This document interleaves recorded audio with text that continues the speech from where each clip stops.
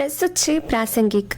આજનો વિષય નશા મુક્ત યુવા ફોર વિકસિત ભારત સંકલ્પ અભિયાન. સંપાદન કરી રહ્યા છે પરેશ મારુ અને પઠન કરી રહ્યા છે કલ્પના શાહ. ભારતને વર્ષ 2047 સુધીમાં એક સમૃદ્ધ અને વિકસિત ભારત બનાવવાનું સ્વપ્ન સાકાર કરવા માટે દેશના યુવાનોનું શારીરિક સ્વાસ્થ્ય અને માનસિક સશક્તિકરણ અત્યંત અનિવાર્ય છે. આ ઉદ્દેશ્ય સાથે નશામુક્ત યુવા ફોર વિકસિત ભારત સંકલ્પ અભિયાનની શરૂઆત કરવામાં આવી છે, જે દેશના ભવિષ્યને સુરક્ષિત અને ઉર્જાવાન બનાવવા તરફનું એક ક્રાંતિકારી અને દિશા દર્શાવતું પગલું છે. પ્રધાનમંત્રી નરેન્દ્ર મોદીએ રવિવારે આ અભિયાનનો પ્રારંભ કરાવ્યો. આ દેશવ્યાપી અભિયાનમાં વિડીયો કોન્ફરન્સના માધ્યમથી 28,000થી વધુ સ્થળોએથી 1 કરોડથી વધુ યુવા નાગરિકો જોડાયા હતા. પ્રધાનમંત્રીએ જણાવ્યું હતું કે વિકસિત ભારતના લક્ષ્યને હાંસલ કરવા માટે દેશનો યુવા શારીરિક અને માનસિક રીતે ફિટ, આત્મવિશ્વાસુ અને ડ્રગ્સ જેવી વિનાશક આદતોથી સંપૂર્ણપણે મુક્ત હોવો અનિવાર્ય છે. આ અભિયાન અગાઉ કાશીની પવિત્ર ભૂમિ પરથી પાયલોટ પ્રોજેક્ટ તરીકે શરૂ થયું હતું, જેને કાશી ઘોષણાપત્ર હેઠળ 125થી વધુ આધ્યાત્મિક અને સામાજિક સંસ્થાઓનું સમર્થન મળ્યું છે. આ મિશનને આગળ ધપાવવા માટે માય ભારત પ્લેટફોર્મ સક્રિયપણે કાર્યરત છે. આ અભિયાન અંતર્ગત દેશભરમાં અનેકવિધ જાગૃતિ અને લોકોપયોગી કાર્યક્રમોનું આયોજન કરવામાં આવી રહ્યું છે.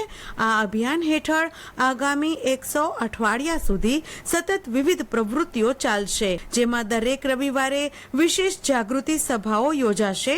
માય ભારત અને યુવા બાબતોના મંત્રાલય દ્વારા શૈક્ષણિક સંસ્થાઓ અને યુવા ક્લબ્સમાં યુવાનો માટે ચર્ચા સભાઓ, નિબંધ સ્પર્ધાઓ, ચિત્રકામ, નુક્કડ નાટક, રમતગમત અને મ્યુઝિક કે રેપ સ્પર્ધાઓ યોજીને તેમને રચનાત્મક અને સકારાત્મક પ્રવૃત્તિઓ તરફ વાળવામાં આવે છે. માત્ર જાગૃતિ જ નહીં, પરંતુ સરકાર દ્વારા ડ્રગ્સ અને નશાના ગેરકાયદેસર વેપાર સામે અત્યંત કડક કાનૂની કાર્યવાહી કરવામાં આવી રહી છે, જેથી ડ્રગ્સ માફિયાઓનું નેટવર્ક તોડી શકાય. બીજી બાજુ નશાના શિકાર બનેલા યુવાનોને સામાજિક કલંકથી મુક્ત કરી તેમને યોગ્ય તબીબી સહાય, કાઉન્સેલિંગ અને પુનર્વસન પૂરું પાડવા માટે વિશેષ હેલ્પલાઇન અને કેન્દ્રો પણ ઉપલબ્ધ કરાવવામાં આવ્યા છે.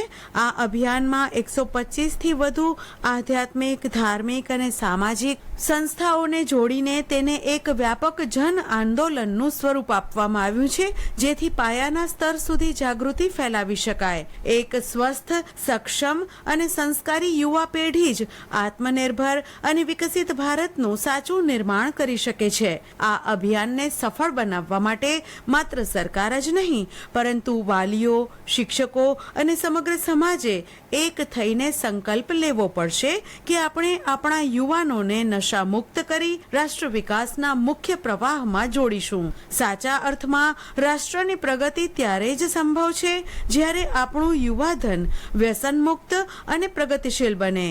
પ્રધાનમંત્રી નરેન્દ્ર મોદીએ સમગ્ર દેશમાં નશામુક્ત યુવા ફોર વિકસિત ભારત સંકલ્પ અભિયાનનો વર્ચ્યુઅલ પ્રારંભ કરાવ્યો હતો, જે અંતર્ગત ગાંધીનગર સ્થિત નેશનલ ફોરેન્સિક સાયન્સીસ યુનિવર્સિટી ખાતે રાજ્ય કક્ષાના કાર્યક્રમનું આયોજન કરવામાં આવ્યું હતું.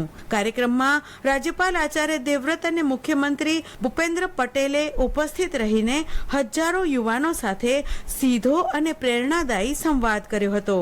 રાજ્યપાલશ્રીએ યુવા પેઢીને જળ સંચય, પર્યાવરણ રક્ષણ અને રાષ્ટ્રહિતના સકારાત્મક કાર્યોનું વ્યસન અપનાવવા આહ્વાન કર્યું હતું, તેમજ પ્રાકૃતિક ખેતી દ્વારા ધરતી માતાને બચાવવા વિશે માર્ગદર્શન આપ્યું હતું.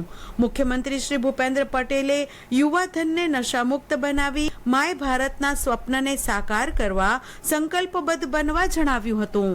દેશભરના 26 રાજ્યોના રાજ્યપાલશ્રીઓ અને 11 રાજ્યોના મુખ્યમંત્રીશ્રીઓ વર્ચ્યુઅલ માધ્યમથી આ રાજ્ય કક્ષાના મંચ સાથે જોડાયા હતા. ગુજરાતના અંદાજે 9 લાખ સહિત દેશભરના લાખો યુવાનો આ રાષ્ટ્રવ્યાપી જન આંદોલનમાં ઉત્સાહભેર સહભાગી થયા છે.